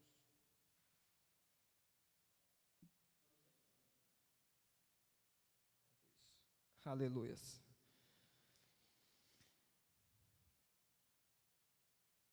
Então, o que Satanás fez? Ele atacou 3 coisas no cristianismo. Vamos pensar cristianismo, né? Ele atacou 3 coisas na revelação de Deus. A primeira delas é a raiz hebraica. Ele atacou a raiz hebraica. Então, Satanás substituiu o pensamento hebraico pelo pensamento greco-romano. O Novo Testamento foi escrito em grego, mas a cultura que vigorava era hebraica. O que Satanás fez? Ele tirou da sua consciência a cultura hebraica. Mas nós somos brasileiros, nós não temos cultura hebraica. É verdade, a gente é brasileiro, mas a gente segue mais as culturas grega e romana do que as culturas hebraicas. Sendo que o Filho de Deus, ele veio através de uma nação, e você não tem como questionar isso. Ele veio através dos judeus. Não foi através dos brasileiros, não foi dos argentinos, não foi dos americanos, não foi dos italianos, nem dos espanhóis. Foi dos judeus. Então, Deus escolheu Abraão, que era de uma outra nação, e através dele fez uma nação, e chamou de judeus, hebreus, depende do contexto da história, e você vai denominando israelitas, né? Então, o que Satanás fez? Ele atacou a cultura hebraica e colocou no lugar a cultura greco-romana. Exemplo, né? Eu vou dar um exemplo aqui para nós. Muitos cristãos, eles são contra a celebração de algumas festas que são judaicas, como festa do Pentecostes, às vezes até outras festas como Páscoa, que são festas judaicas. Mas muitos desses cristãos que não são favoráveis a isso, eles são favoráveis a festas pagãs, como o Natal. Natal é uma festa pagã. Não tem nada no Natal de cristão. Essa palavra cristão no sentido de pequenos cristos, como imitadores de Cristo que nós somos, não no sentido religioso da palavra que se tornou. Mas não tem nada de Natal, não tem nada de cristão no Natal, porque o Natal é uma festa totalmente pagã. É uma festa totalmente pagã, entende? Então vamos lá. Na cultura ocidental, onde o que importa é o mercado, as festas giram em torno do lucro e não em torno do seu real significado. Por que você acha que existe Dia das Mães? É porque a sociedade quer agradar as mães? Eles gostam muito das mães, então eles querem fazer uma festa para as mães? Não. Nós vemos no mundo capitalista, é porque há um fundamento econômico por trás disso. No Dia das Mães é o dia que você vai comprar presente para sua mãe, então você compra uma roupa, uma joia, seja o que for, não é? Você acha que essas festas, elas têm qual fundamento? Dia das crianças, dia disso, dia daquilo outro. Cada uma dessas coisas, não existe nada por acaso neste mundo, irmão. Você pensa que as coisas são por acaso? Ah, não, você pode celebrar o Dia das Mães porque você ama a sua mãe, é verdade, mas a sociedade não faz por isso. Tem um fundamento econômico, entende? Tem um fundamento por trás disso, porque o que gira este mundo é a economia, é o lucro. Exemplo, né? A Páscoa, que é uma festa totalmente cristã. Mas quando se fala em Páscoa na sociedade, o que menos eles lembram é de Jesus Cristo. Então a criança cresce, às vezes, dentro da igreja, fala de Páscoa, ela já, vou ganhar o ovo de chocolate. É a primeira coisa que vem na mente dela, sendo que não tem nada a ver. Tem uma história por trás disso aí. Tá? Mas o que eu quero que você entenda, porque foi colocado dentro da nossa cultura, dentro do nosso contexto, essa cultura greco-romana. É uma cultura da Grécia, é uma cultura de Roma, que são culturas totalmente pagãs. Foi retirado a cultura judaica, que tem uma revelação, não vou dizer que seja toda a cultura judaica, porque existem as tradições. Jesus Cristo, na época dele, ele não foi aceito pelos judeus por causa das tradições que foram acrescentadas na lei que Deus havia dado, na revelação que Deus havia dado por meio de Moisés, dos profetas.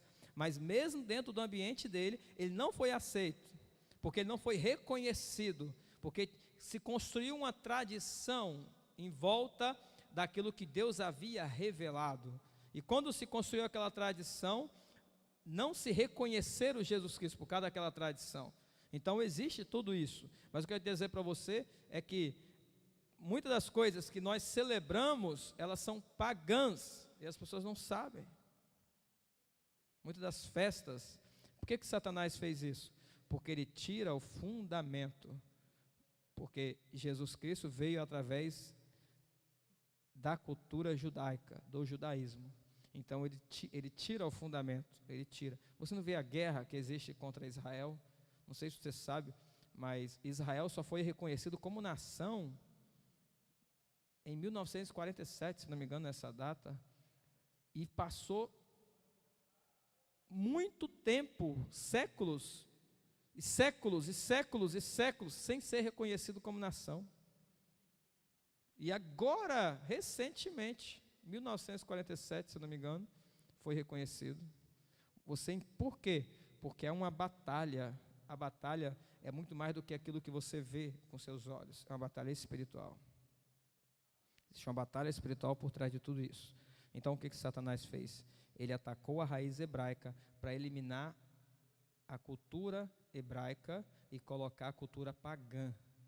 Não sei se você sabe, mas o cristianismo, ele se tornou religião oficial do Império Romano, através de Constantino, para unir as culturas, a cultura romana, e trazer o cristianismo, e uniu-se a essas culturas. Então o cristianismo se tornou oficial, porque não era oficial, era uma seita.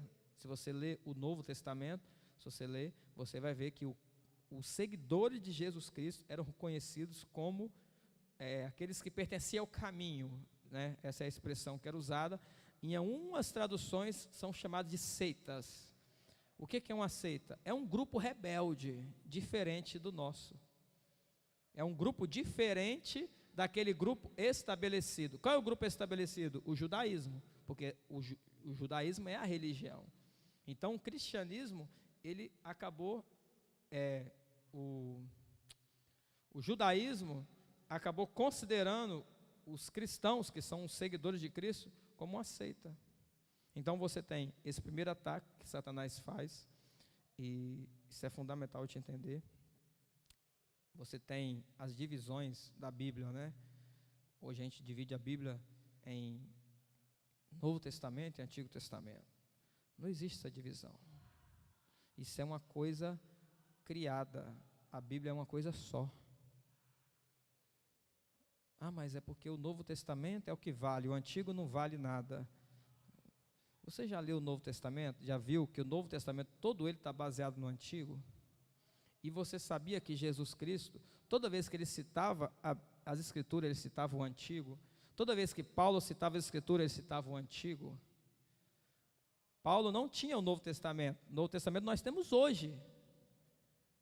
Paulo foi o primeiro camarada a começar a escrever o Novo Testamento. Paulo foi a primeira pessoa a começar a escrever o Novo Testamento. E ele começou a escrever o Novo Testamento muito tempo depois da ressurreição de Jesus. Talvez ali por volta do ano 50, vamos pensar assim. E os evangelhos vieram depois ainda. Então você tem Pedro pregando, Paulo pregando. Eles não tinham o Novo Testamento, eles tinham o Antigo Testamento. A Bíblia é uma coisa só. A palavra de Deus, de Gênesis a Apocalipse, é uma coisa só. É uma coisa só. Os nomes, não sei se você já percebeu, os nomes que estão na Bíblia são nomes derivados da cultura grega. Gênesis. A palavra, o nome do livro de Gênesis, no original, é Bereshit, hebraico. E todos os nomes são hebraicos. Mas todos foram designados através de uma cultura que se levantou. Entende? Então, o que eu quero que você entenda nesse primeiro momento é essa divisão que Satanás trouxe para poder fragmentar e dividir. Ele fragmenta, né? Divide para poder conquistar. Quando você divide, você consegue conquistar. Segunda coisa que Satanás atacou foi o que nós estamos chamando aqui, que nós lemos em 1 Coríntios 12, os dons espirituais. Ele criou, Satanás atacou os dons espirituais e criou uma igreja baseada em palavras e tradições humanas. Você vê que muitas das igrejas são megas igrejas. Não estou falando contra as tecnologias que existem dentro das igrejas, porque a gente também quer isso também, quer também essas tecnologias. Mas estou falando que muitas igrejas, o que mais tem é ação humana, intelectualismo humano. Não há manifestação do poder de Deus. Não há manifestação da glória de Deus. O que tem são líderes que se tornaram coaches, que ensinam os membros através de um ensinamento coach, e não de uma liderança que forma discípulos. Jesus Cristo não era um coach. Jesus Cristo era um mestre que fazia discípulos. E a igreja foi estabelecida para fazer discípulos. Entende? Então o que Satanás ele fez? Ele atacou os dons espirituais, tornando a igreja uma igreja natural, que se move apenas nas coisas naturais. Então vamos fazer essas estratégias para a gente crescer. Não tem estratégia de orar, de jejuar, de buscar a Deus. As estratégias vamos fazer isso, vamos fazer aquilo outro, e a gente vai crescer, porque são coisas humanas, entende? A maioria dos líderes, elas não chamam a liderança para orar. Irmãos, vamos orar, vamos fazer um propósito aqui, vamos subir o monte, vamos orar de madrugada, vamos fazer jejuns, vamos ler a Bíblia, para a gente buscar crescimento, estratégia para Deus revelar. Eles não fazem isso, eles apresentam estratégias humanas. Irmãos, vamos fazer isso, vamos fazer aquilo. E tem eles estratégias humanas, que até dão resultado, mas pouco, mas dão resultados humanos. Você não converte os corações, você não atrai discípulos, você atrai apenas membros de um clube. É isso que você vê na maioria das vezes, entende? Então Satanás ele tirou o poder da igreja. A operação dos dons é a operação do poder e da dependência de Deus. A operação dos dons é a operação do poder e da dependência de Deus. E Satanás ele entra na igreja e tira isso para tornar a igreja uma igreja mais que se move na razão, no intelectualismo, na sabedoria humana, nas direções humanas apenas. Sendo que em todo tempo, os profetas, os apóstolos, eles se moviam debaixo da revelação, em obediência à palavra. E é isso que a gente precisa se mover, debaixo da revelação. Por isso que eu tenho falado para vocês, tudo que vocês forem fazer, vocês precisam colocar debaixo da palavra. E perguntar para Deus, Deus, é a tua vontade isso? É isso mesmo que o Senhor quer? E coloque debaixo da palavra. E você não tem uma direção, então o que você faz? Você chega diante de Deus e fala, Deus, eu preciso de estratégias na minha casa, para moldar minha casa, minha família. Eu preciso de estratégia para crescer financeiramente. Eu preciso de estratégia para poder crescer espiritualmente. Eu preciso de estratégia para isso, para aquilo, para crescer na minha profissão. Então você vai diante de Deus, ouve a direção dele e segue o que ele te disser. Como Moisés, que sobe um monte e Deus fala, Moisés, faça tudo conforme eu estou te mostrando. Não siga as suas razão humana, não siga a sua sabedoria humana, siga o modelo e o plano que eu estou te entregando na tua mão. É isso que a gente precisa. A gente precisa ter a revelação do céu para que a gente possa romper e crescer. É isso que a igreja precisa, ter a revelação. E a cada dia nós precisamos buscar isso nas nossas vidas. Então esse é o poder de Deus, a ação do Espírito Santo no nosso meio, que traz essa revelação e nos faz avançar, e nos faz crescer, e nos faz produzir resultados. São os dons espirituais que trazem os frutos efetivos para a igreja. São os dons espirituais que trazem os frutos efetivos para a igreja. A oração em línguas produz edificação do espírito humano, traz a revelação dos mistérios de Deus. É isso que Paulo diz em 1 Coríntios, que a oração em língua edifica o seu espírito.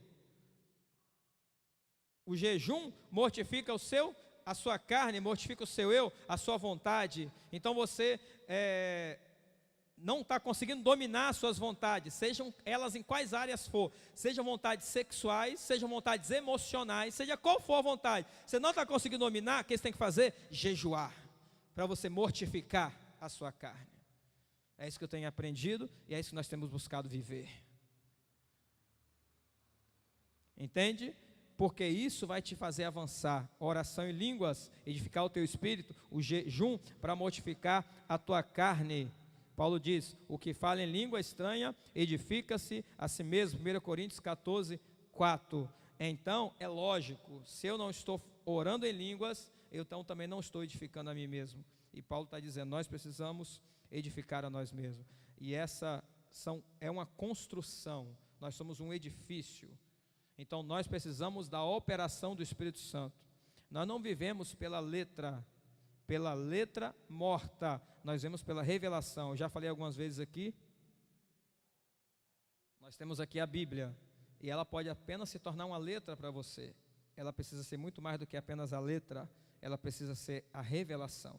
Quando essa letra se torna revelação para você, então o que está aqui dentro sai dessas páginas, é como se ele saísse dessas páginas e entrasse dentro do teu espírito, dentro de você.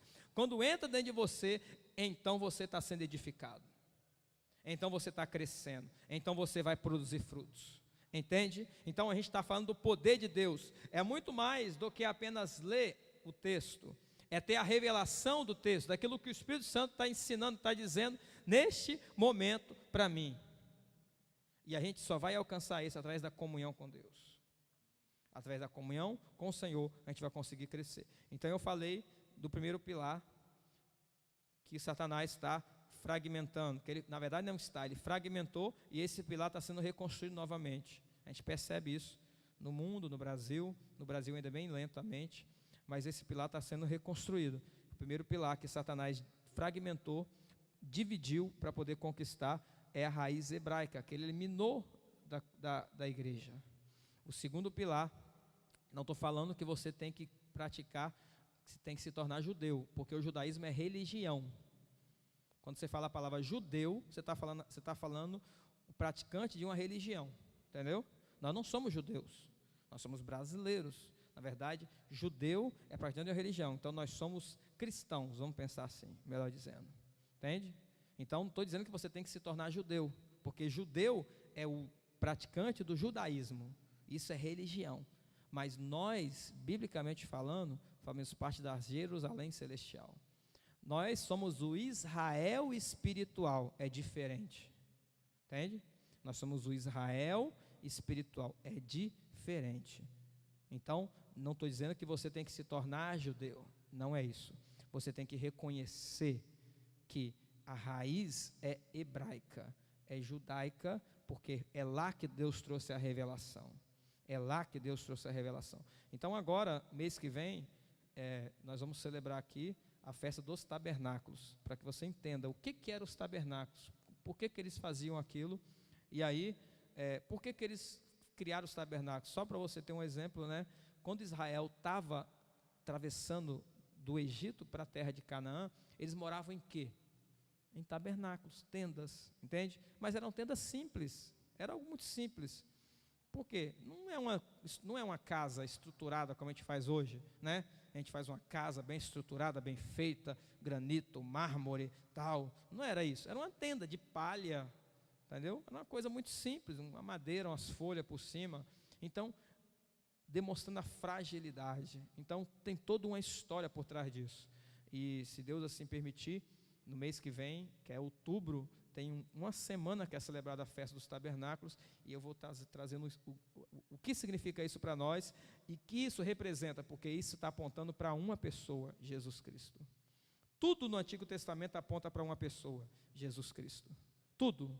A Páscoa aponta para Jesus. O Pentecoste, o tabernáculo, tudo no Antigo Testamento aponta para Jesus Cristo. E a gente precisa entender isso, entende? Então, o primeiro pilar é a raiz hebraica. O segundo pilar são os dons espirituais. Porque Satanás entrou na igreja, fragmentou e dividiu.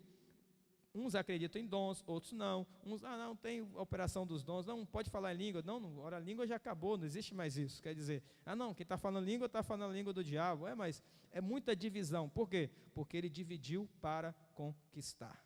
Entende? Ele dividiu para conquistar. Então, esse foi o segundo pilar. E dentro desse segundo pilar, existe a manifestação dos dons que eu quero falar. Eu acredito que eu devo falar isso aqui na próxima semana.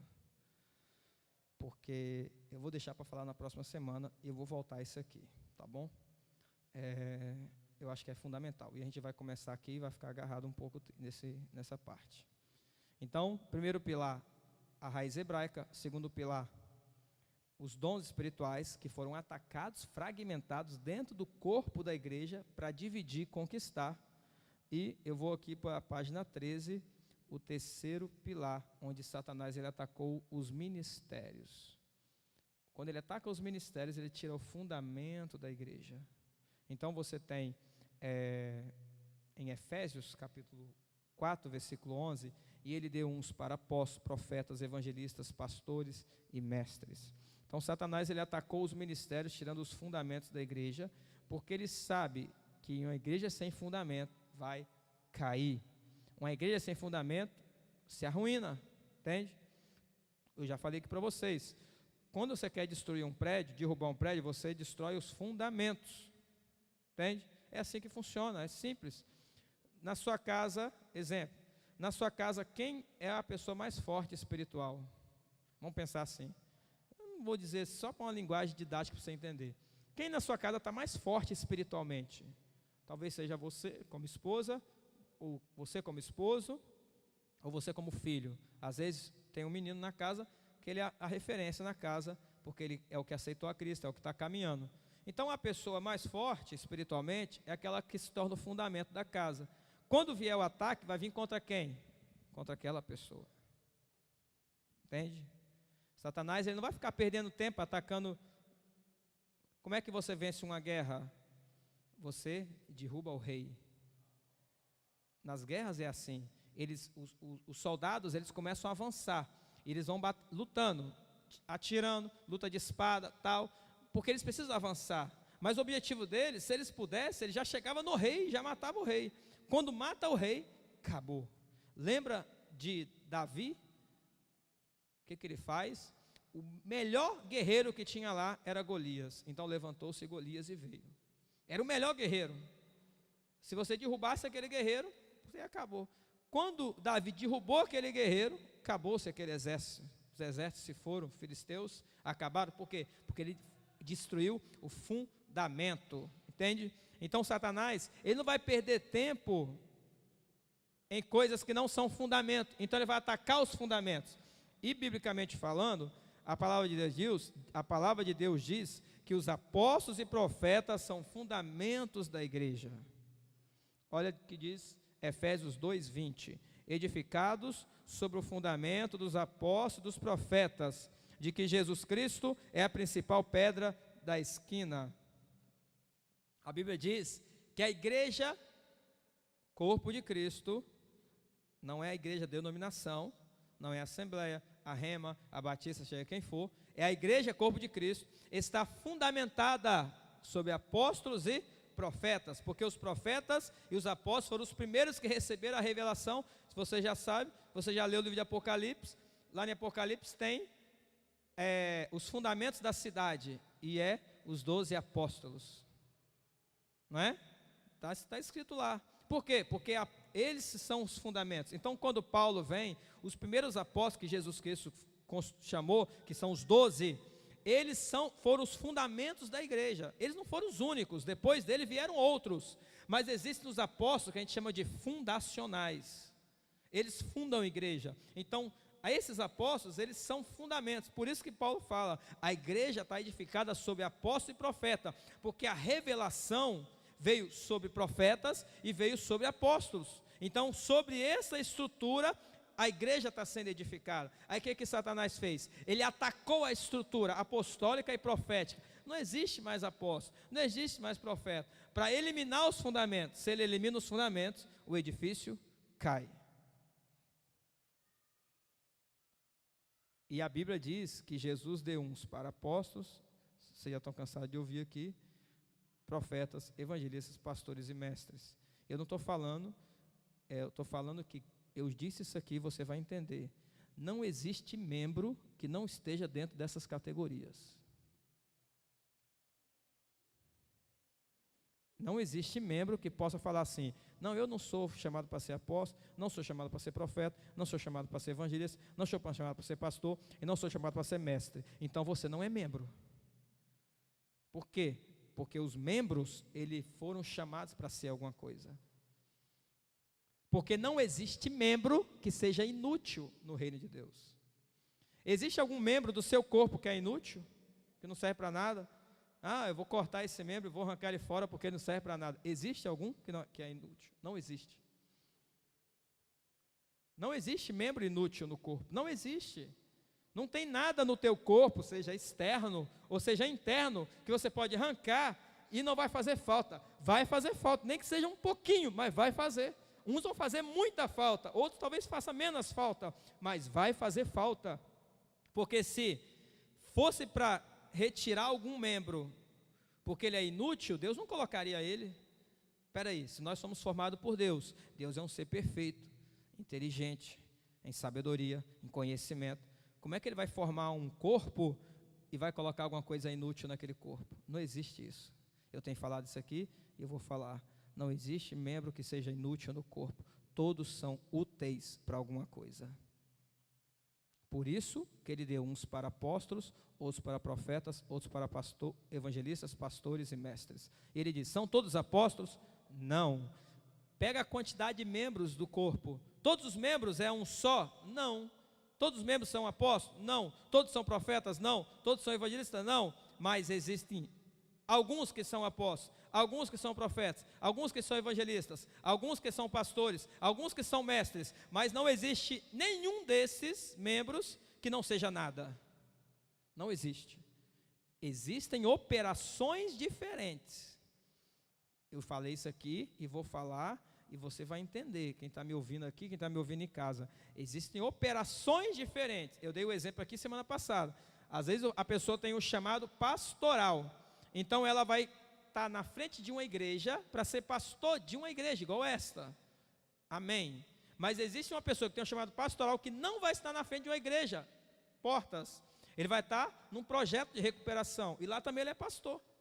Existem pessoas que vai ter o chamado pastoral, que mais vai estar na rua, cuidando dos mendigos, drogados, visitando as pessoas. Ele também é pastor. Existem pessoas que vai ter o chamado pastoral, que vai estar visitando as pessoas nas casas. Ele vai cuidar das pessoas, visitando, andando de um lado para o outro. Ele também é pastor, porque não existe operações iguais, são diferentes. Entende? É isso que eu estou dizendo para vocês. O que Satanás fez? Ele atacou os fundamentos para fragmentar, derrubar e destruir a igreja. E a gente precisa entender, Jesus Cristo, ele deu esses 5 ministérios, e não existe nenhum versículo na Bíblia que ele tirou. Não tem nenhum versículo que fala assim, e ele retirou os ministérios, e acabou o tempo dos ministérios. Os ministérios eram só para a época de Jesus Cristo. Pensa comigo, se os ministérios eram só para a época de Jesus Cristo, então hoje não deveria ter pastor, hoje não deveria ter evangelista. Qual é o critério para se tirar pastor, profetas, e não se tirar apóstolos e profetas, e não se tirar pastor, não se tirar evangelistas? Não existem critérios. Na verdade, os critérios são humanos. Através de uma ideologia religiosa, de uma doutrina humana, controlada por demônios, mesmo sem perceber. O que eu estou dizendo para vocês, para a gente terminar, o que Satanás fez? Ele eliminou a cultura hebraica e colocou a cultura grega romana. A gente poderia falar muitas coisas dessa cultura grega romana no meio da igreja. Entende? Ele combateu, não eliminou, né? Eu estou falando que ele combateu a cultura hebraica e substituiu pela cultura grega romana. Ele combateu os dons espirituais e substituiu pela razão humana, intelectualismo humano. Ele combateu os ministérios, apóstolos, profetas, evangelistas, pastores e mestres, e substituiu esses ministérios por departamentos humanos, coisas humanas. É isso que nós estamos falando. E o que a igreja está fazendo? Está restaurando estas coisas. É isso que você está entendendo aqui, e é isso que a gente está entendendo a cada dia, para que a gente possa compreender o que Deus espera de nós. Na próxima semana, eu vou falar um pouco ainda sobre esse pilar, que é dos dons espirituais. Como a gente está tendo um treinamento sobre dons espirituais e ministério, eu preciso falar sobre essa parte aqui, que está na página 12, a gente vai falar ainda sobre esse pilar dos dons espirituais, como Jesus operava nos dons para evangelizar, como a igreja operava nos dons para evangelizar. Então tem muitos versículos aqui, né, que está aí na apostila, e você verá, e Jesus, ele revelava para poder atrair as pessoas. Através do dom da revelação, ele salvava. Através da cura, ele salvava as pessoas. Através da libertação, ele salvava. Ele usava os dons para evangelizar. E não existe forma de evangelizar sem usar os dons. Você pode até entregar folhetim na rua, e isso não dá resultado. Você apenas convida pessoas para uma denominação. Agora, quando você coloca a mão sobre a pessoa e ora, é diferente. Quando você declara uma libertação, é diferente. Quando você dá um ensino da palavra, é diferente. Quando você ora por uma cura, é diferente. E a igreja foi chamada para isso, entende? Então a gente precisa entender isso aí. E aí eu vou terminar aqui, e a gente continua na próxima semana, e eu vou falar sobre ainda os dons, e depois a gente entra também na próxima lição, que é do página 14, que é do propósito profético. Uma aula só também a gente precisa para poder falar sobre isso. Amém? Já é 9h30. E a gente encerra. Vamos orar, agradecer ao Senhor. Tem alguma pergunta aqui para fazer?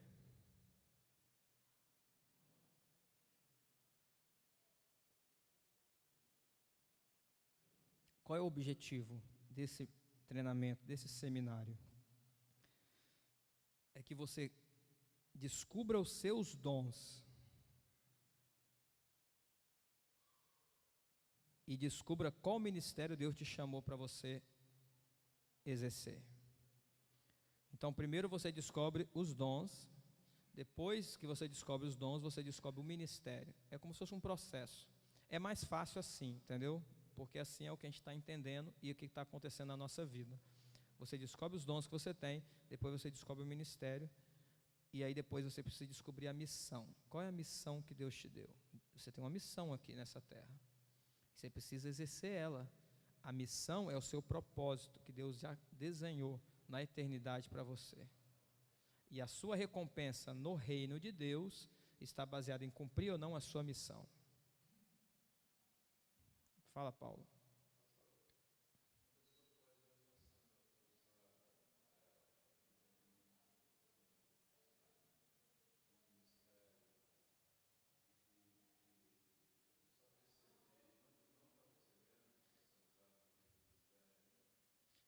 A pergunta, pode falar.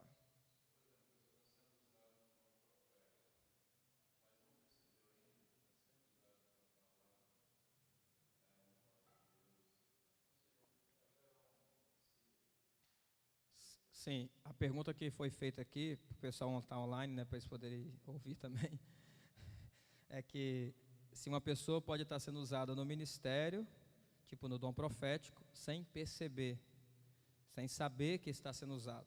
Isso é totalmente possível, entendeu? Você pode estar exercendo o ministério sem saber, sem ter consciência dele, mas você está exercendo ele muito de forma rasa. Por que de forma rasa? Porque você precisa compreender aquele ministério para que você possa fluir nele mais profundamente, entende? Então, exemplo, né? Você deu o exemplo do dom profético. Então, existem muitas pessoas que têm, não são todas as pessoas que têm visão que são profetas, mas existem muitas pessoas que são profetas no nosso meio. Então, às vezes, elas estão manifestando alguns dons espirituais. Então está manifestando o dom de discernir o Espírito, ou a palavra de conhecimento, que é a revelação, e aí a pessoa tem uma visão. Então, ela está sendo usada do ministério dela, mesmo sem ter consciência daquele ministério. Isso é totalmente possível, entendeu?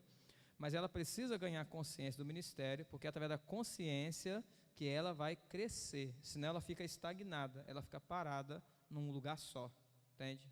Se ela não tiver compreensão do ministério dela, ela fica parada.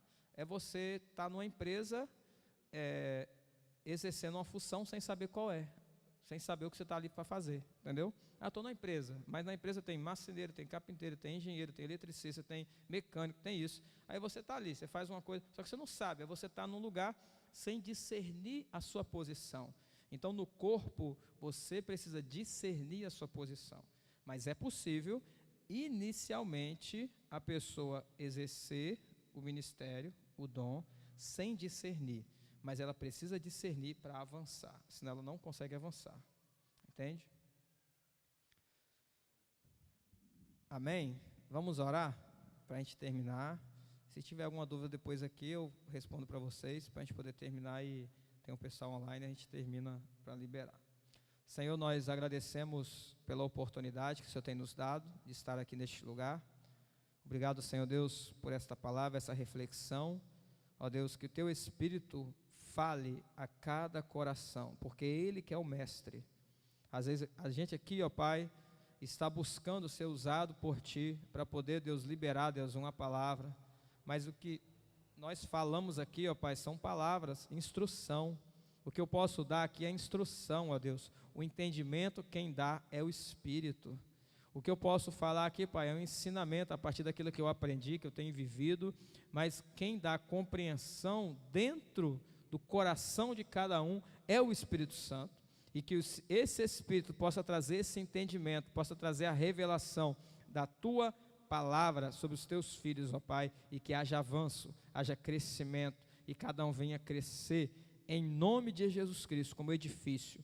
Ó Deus, que cada um dos Teus filhos que tem ouvido esta palavra, Senhor, possa descobrir, ó Deus, quais os dons a qual o Senhor tem liberado sobre eles, qual o ministério a qual o Senhor tem chamado, qual é a missão que eles precisam cumprir, ó Pai, no Teu reino, para exercer com excelência, Pai, o propósito a qual o Senhor tem estabelecido para a vida deles. Em nome de Jesus, nós oramos e agradecemos.